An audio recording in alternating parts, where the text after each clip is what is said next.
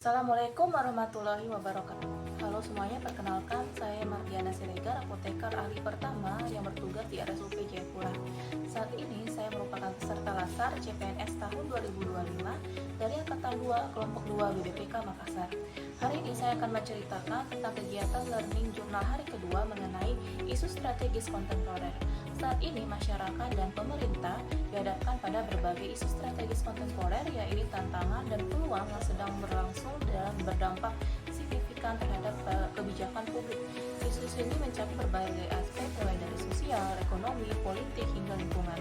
Karena sifatnya yang kompleks dan saling terkait, penyelesaiannya membutuhkan pendekatan yang holistik dan kolaboratif. Isu strategis ini juga sangat dinamis, maka pemerintah dan ASN dituntut untuk mampu merumuskan kebijakan yang adaptif, inovatif, dan responsif terhadap perubahan yang cepat. ASN bukan hanya motor penggerak perubahan, namun juga harus memperkuat pelayanan publik dan mendorong pembangunan nasional yang berkelanjutan. Beberapa contoh nyata dari isu strategis yang perlu menjadi perhatian utama adalah korupsi, narkoba, dan radikalisme. Ketiganya memiliki dampak serius dan terhadap keberlangsungan negara dan kesejahteraan masyarakat, serta menuntut peran aktif dari para ASN. Pertama, korupsi dapat dianalogikan sebagai virus yang merusak tubuh pemerintahan. Ia menggerogoti kepercayaan publik, melemahkan struktur birokrasi, dan memperlambat kemajuan bangsa. Dalam konteks ini, ASN berperan sebagai antibodi, yakni kekuatan yang melawan infeksi korupsi. Caranya adalah dengan menegakkan prinsip transparansi dan akuntabilitas serta integritas dalam setiap tindakan dan kebijakan. Dengan menjadi teladan, ASN mampu menyembuhkan dan memperkuat sistem pemerintahan dari dalam.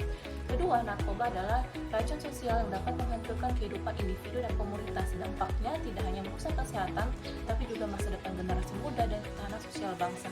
ASN memiliki tanggung jawab sebagai penawar racun ini. Mereka harus aktif mengedukasi masyarakat, menyusun kebijakan yang berpihak pada pencegahan, dan membangun lingkungan sosial yang sehat dan produktif bekerja sama dengan berbagai pihak. Ketiga adalah radikalisme dan terorisme, dapat digambarkan sebagai api dalam sekam.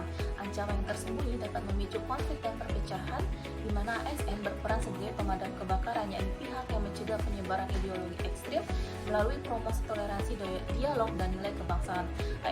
ASN juga memastikan bahwa setiap kebijakan yang dibuat memperkuat kerukunan, kesatuan, dan kedamaian dalam masyarakat.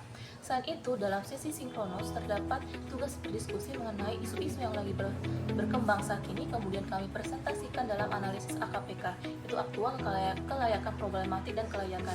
Kemudian kami diskusikan kembali untuk mendapatkan feedback dari kelompok lain. Masuk ke sesi asinkronos terdapat tugas individu dan tugas kelompok.